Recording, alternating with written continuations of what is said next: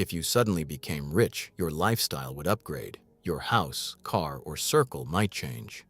But your psychology probably wouldn't. And that's why most people who get money eventually lose it. Because wealth isn't built by income. It's built by how your brain relates to control, time, and uncertainty. Let's break that down.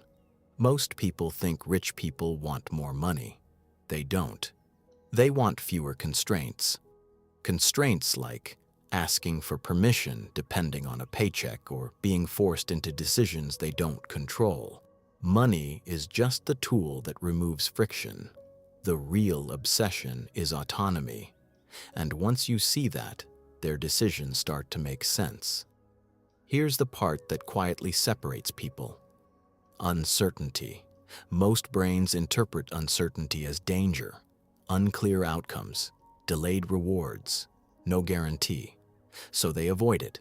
But wealth lives inside uncertainty, starting something before it works, investing before it's obvious, building without applause.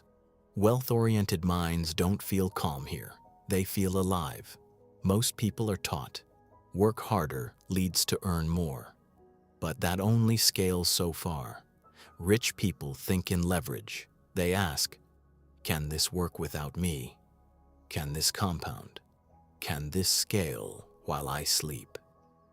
That's why they build things that outlive effort, assets, systems, ownership. Not because they're smarter, but because they stop trading time for certainty. And if you like breaking down psychology like this, not surface-level motivation, but the deeper patterns behind money, behavior, and success, make sure you subscribe. Because we're going to keep unpacking how the mind shapes outcomes. Now let's go deeper. Money is emotional. That's why most people make bad decisions with it. Fear in downturns, ego in success, impulse in stress. Wealth isn't built in excitement. It's built in restraint. Rich people train themselves to stay boring when emotions want control. That emotional distance protects judgment. This is the part people underestimate most.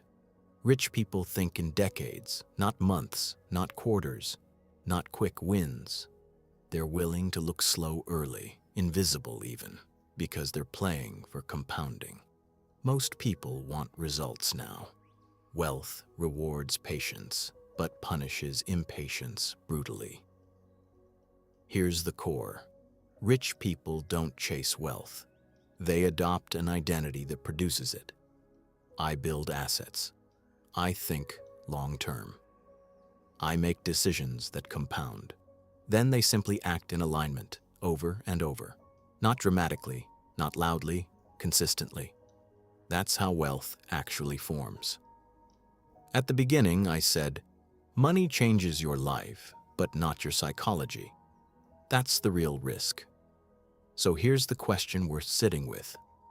If wealth showed up in your life tomorrow, would your mindset grow it?